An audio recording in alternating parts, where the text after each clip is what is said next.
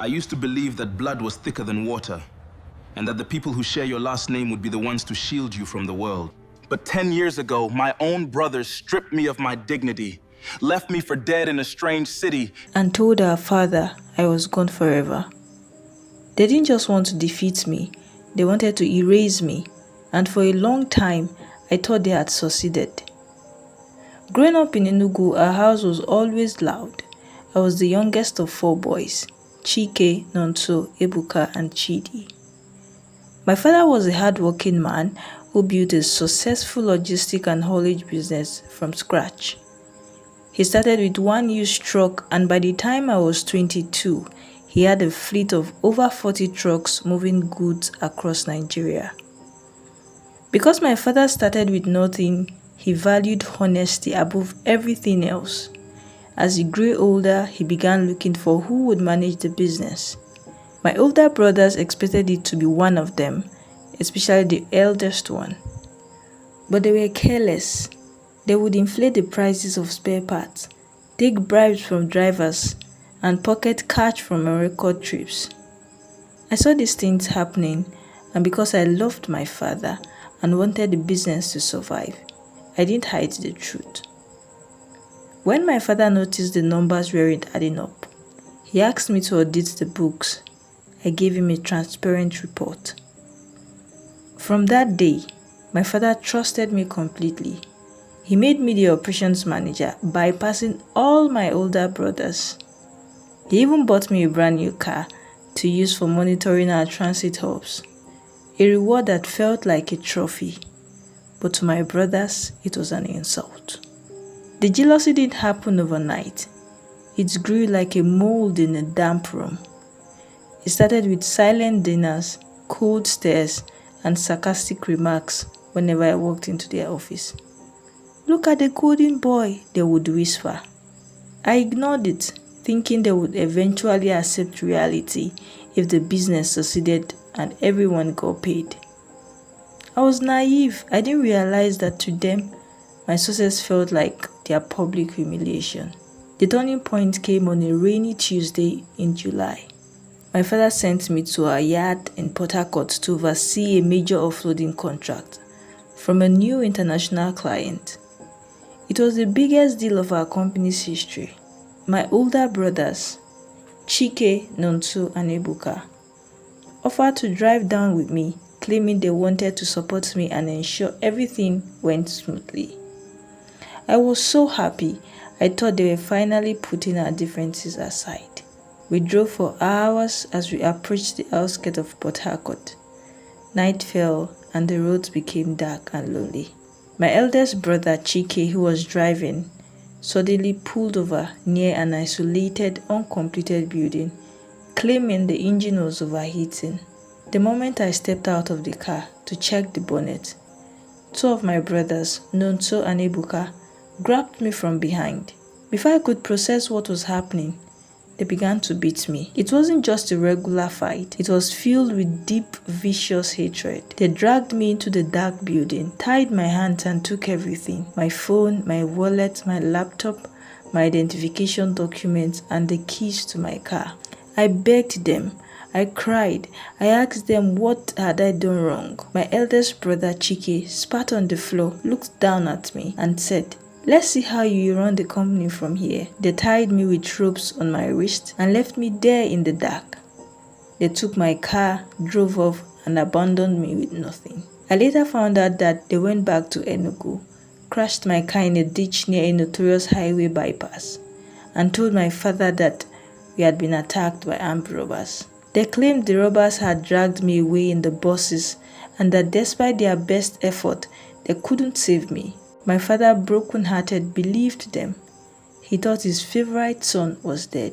Back in that uncompleted building, I managed to loosen the ropes around my wrist by morning. My body was broken. My face was swollen. I walked out onto the highway looking like a madman. I had no money, no phone to call anyone, and no way to prove who I was. When I begged people for help, they crossed the street, thinking I was a criminal.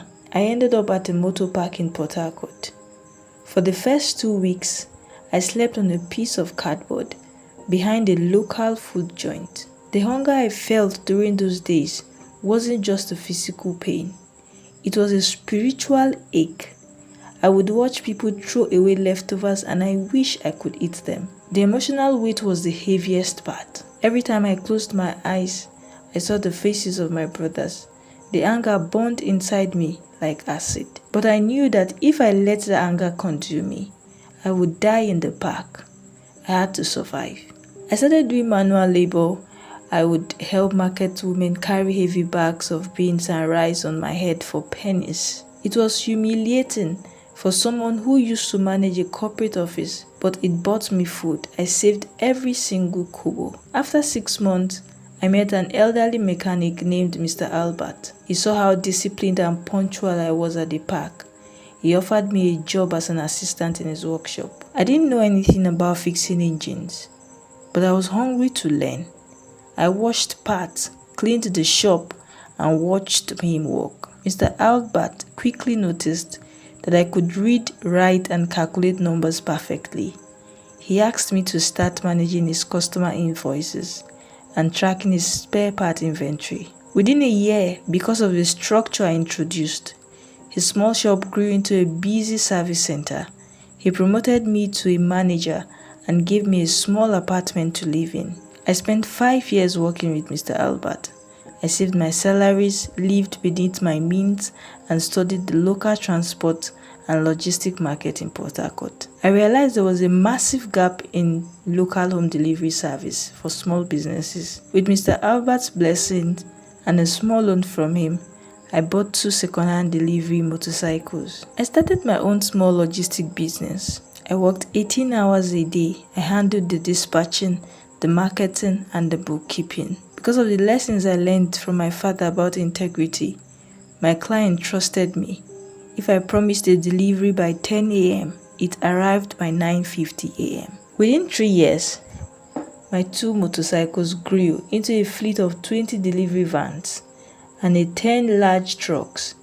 I became one of the major logistics suppliers in the region. I had rebuilt my life from the dust, entirely on my own terms. Then, the economy hit a massive recession. Many businesses in the eastern region began to collapse, including my father's company. Because my brother had spent years mismanaging the funds and neglecting the trucks, the company was heavily in debt. They were on the verge of bankruptcy and desperately needed a massive subcontract from a major logistic firm to stay afloat. One afternoon, my secretary informed me that the representatives of a company were in our waiting room begging for an appointment to pitch for a subcontract. When she handed me their file, my heart stopped. It was my brother's. I sat in my office for 30 minutes just staring at the wall. My hands were shaking. The memories of that rainy night came rushing back.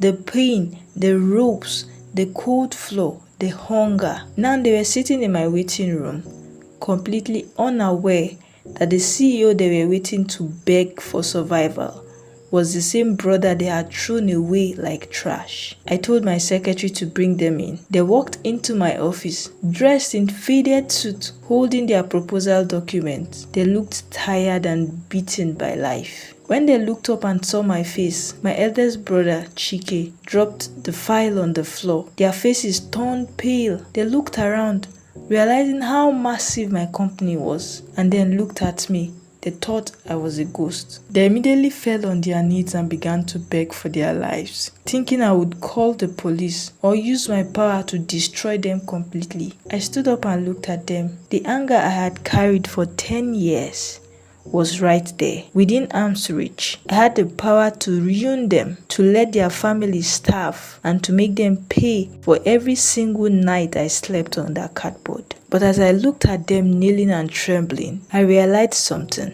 If I broke them, it wouldn't heal me. It wouldn't heal the scars on my back. If I destroyed them, I would just become like them. My success was already my victory. I didn't need to revenge to validate it. I told them to stand up. I picked up their proposal from the floor, signed the subcontract agreement, and handed it back to them. Go back home, I said. fix our father's company, and tell him that I am alive and I am coming home to see him. They wept openly in my office. They couldn't understand why I didn't punish them. But my forgiveness wasn't for them, it was for me. It was the final lock on the prison of my past. I choose to heal because carrying hatred is a heavier burden than carrying bags of rice in a motor park. We can all learn that integrity is a permanent asset. Wealth and positions can be stolen, but your character, work ethic, and honesty are internal assets that no one can take from you. If you are going through a season of betrayal right now, or if you feel like you've been abandoned in the dark by the very people